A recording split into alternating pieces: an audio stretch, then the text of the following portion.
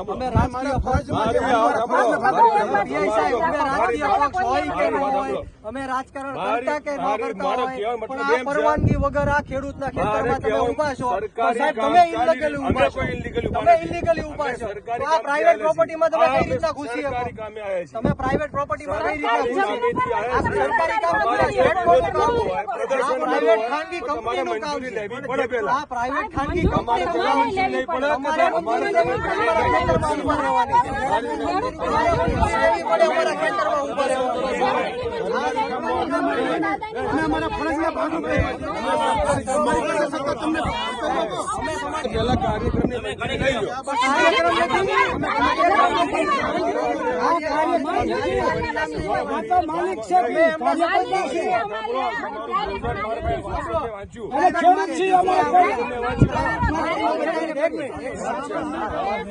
Meeting રાખી, સભા રાખી છે.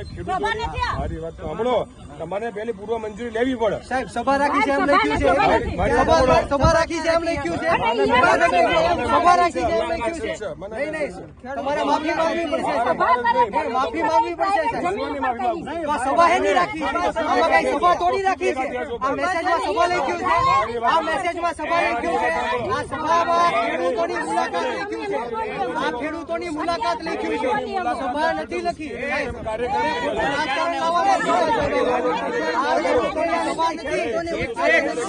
આ ખેડૂતોની મુલાકાત માટે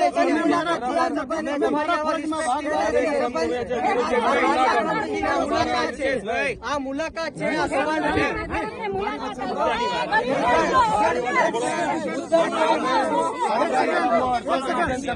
મારા ફરજના કામમાં તમે અડચણ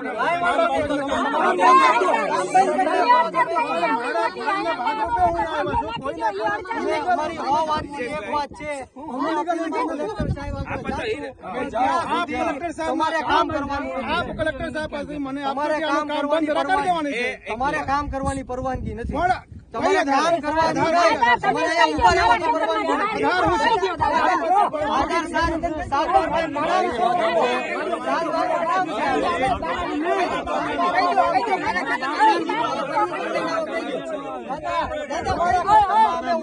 તમને મંજૂર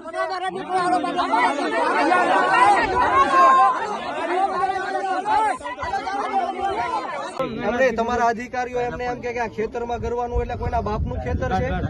બીજી વાત, અહીંયા તમને પડામાંથી હાલવાની ના પાડી છે તો હું કામ હાલો છો ભાઈ? 100 વાતની એક વાત, અમે અહીંયા કામ ચાલુ થવા નહીં દઈએ એટલે નહીં દઈએ.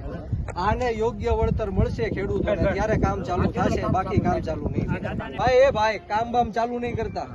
આ જેસીબી વાળો કોણ છે? એને કે ખેતરમાંથી જેસીબી બહાર કાઢ ભાઈ.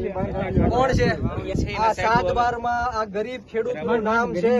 આની પરવાનગી વગર એક પોલીસ વાળાને હું આ જમીનમાં નહીં ઉભો રહેવો છું. દાદા હાથ જોડો, તમે સાહેબ ને હાથ જોડો. આ ગરીબ ખેડૂત છે એમને તમારા અધિકારીઓ એમને એમ કે આ ખેતરમાં કરવાનું એટલે કોઈના બાપનું ખેતર છે. આ દાદા ને કીધું છે એમ નહીં, દાદા કીધું તમને અહીંયા એવું કીધું કે ખેતર એમ નહીં. સાંભળો એમ નહીં. બીજી વાત, અહીંયા તમને પડામાંથી હાલવાની ના પાડી છે તો હું કામ હાલો છો ભાઈ?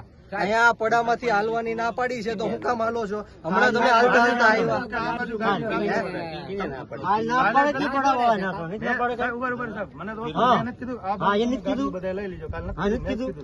સાહેબ, તમારી આ ઘર્ષણ નથી પણ 100 વાતની એક વાત, અમે અહીંયા કામ ચાલુ થવા નહીં દઈએ એટલે નહીં દઈએ. આને યોગ્ય વળતર મળશે ખેડૂતોને ત્યારે કામ ચાલુ થશે, બાકી કામ ચાલુ નહીં. મારે સાયબર પર તો વાત નથી કરવી પણ તમે પોલીસ અધિકારી તરીકે તમે સમજી શકો છો. અમે સમજીએ છીએ પણ તમે કલેક્ટર ગમે એ હુકમ આપે કે ગમે એ કરી નાખે પણ ખેડૂતની જ મરજી ન હોય તો તમે કઈ રીતના અંદર ઘૂસી શકો? કલેક્ટરને કયો ને હુકમ કર્યા છે, કલેક્ટરને બોલાવો, કલેક્ટર આવા વાત કરાવો, કલેક્ટર આવા વાત કરાવો મારી. એટલે ભાઈ કામ બામ ચાલુ નહીં કરતા. આ જેસીબી વાળો કોણ છે? એને કે ખેતરમાંથી જેસીબી બહાર કાઢ ભાઈ. કોણ છે? નહીં નીકળે એટલે સાહેબ આ અમારી જમીન છે. છું ખોટું અમારી યારે ઘર્ષણમાં ન હોય. એક મિનિટ ભાઈ, એક મિનિટ ભાઈ, તમે ઘર્ષણમાં વાત કરતા હોય તો રેવા જ દેજો. હું હજી તમને હાથ જોડું અમે છું. હાથ જોડે છે કે જે છે આ 7/12 આ ગરીબ ખેડૂતનું નામ છે. આની પરવાનગી વગર એક પોલીસ વાળાને હું આ જમીનમાં નહીં ઉભો રહેવા દઉં. એ વાત ખોટી કરવાની. ખોટી કેમ ભાઈ? એની પરવાનગી નથી તો હું કામ તમે અહીંયા આવ્યા છો ખેતરમાં? મને જવાબ આપો તમે, કોની પરવાનગી છે? ભાઈ કોણ છે આ જેસીબી નો ડ્રાઈવર કોણ છે? હુકમ બતાવો તમને. ભાઈ આ ડ્રાઈવર કોણ છે જેસીબી નો? છે કોઈ ડ્રાઈવર? ભાઈ જેસીબી બહાર લઈ લ્યો, હાલો દાદા લખાવો હાલો માટે જમીનમાંથી જેસીબી બહાર લઈ માટી લ્યો, લેવડાવો જેસીબી બહાર. સાહેબ હું તમારી આમાં ઘર્ષણ, મને ખબર છે તમે તમારી ફરજ અદા કરો છો, હું મારી ફરજ અદા કરું છું, પણ તમે આ મારે વાંધો નથી, 1 ટાવર નહીં 10 ટાવર નાખો, પણ એમને વળતર આપો, નિખાડમાં આપો.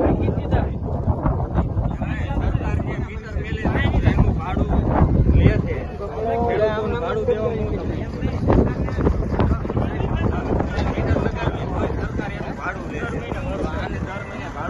ભાઈ આપી લેજો, બહાર આપી લેજો. આ કોનું, આ ટેન્કર કોનું છે? આ કોનું છે ભાઈ? સાહેબ લેવડાવી લ્યો ને, સાહેબ લેવડાવી લ્યો. ના ના હું તમને હાથ જોડું છું. તમે કહો. ઉપરથી પરમિશન હું હાથ જોડું છું. પરમિશન મળે હું હાથ જોડું છું. ના ના હું હાથ જોડું છું. હું ઘર્ષણ નથી કરતો, હું તમને રિક્વેસ્ટ કરું છું. એના સાહેબ આવે પછી કે ના ના ના પણ ત્યાં સુધી સાહેબ આવે ત્યાં સુધી આ બધી કામગીરી છે. હું સાહેબ આવે ત્યાં વરે હું એની હારે વાત કરી લઈશ, પણ તમે તમારું કામ કરો, મને મારું કામ કરવા દો. જય કિસાન દોસ્તો, હું બ્રિજરાજ સોલંકી. મિત્રો આજે જસદણ વિછિયાના ગોડલાધાર ગામ મુકામે જે આ ગરીબ અને પછાત સમાજના જે ખેડૂતો છે એ 17 જેટલા વીજ પોલો ગેરબંધારણીય રીતના, ગેરકાયદેસર રીતના ભાડેની પોલીસ બોલાવીને આજે ખાનગી વીજ કંપનીઓ છે, જેટકો કંપની છે, એ ખેડૂતોના ખેતરમાં વીજ પોલ નાખવાનું કાર્ય કરી રહી હતી. ત્યારે મને ખેડૂતોનો ફોન આવ્યો. ત્યારે આજે સમગ્ર ટીમ સાથે કોઈ પણ પક્ષપાત કર્યા વગર, કોઈ પણ નાત જાતના ભેદભાવ વગર આજે અમે પોલીસને રજૂઆત કરી, જેટકો કંપનીના અધિકારીઓને પણ રજૂઆત કરી અને થોડી બોલાચાલી થઈ.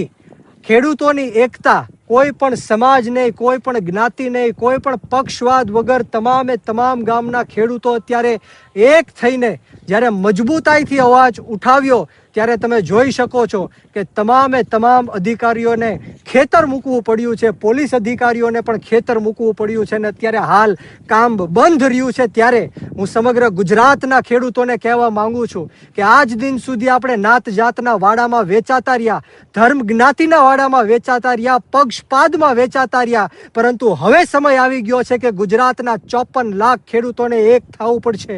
અમે તમારી માટે લડવા માટે તૈયાર છીએ. સમગ્ર ગુજરાતના 54 લાખ ખેડૂતો માટે, દેવા માફી માટે, ખેતરે ખેતરે સિંચાઈનું પાણી પહોંચાડવા માટે, આજે 24 કલાક મફતમાં વીજળી અપાવવા માટે, કૃષિ પંચ અને લાંબા ગાળાની કૃષિ નીતિઓ માટે અમે લડી લેવા માટે તૈયાર છીએ. પણ ખેડૂતોને 2 હાથ જોડીને હું નમ્ર અપીલ કરું છું કે હવે સમય આવી ગયો છે જાગવાનો, સમય આવી ગયો છે એક થવાનો.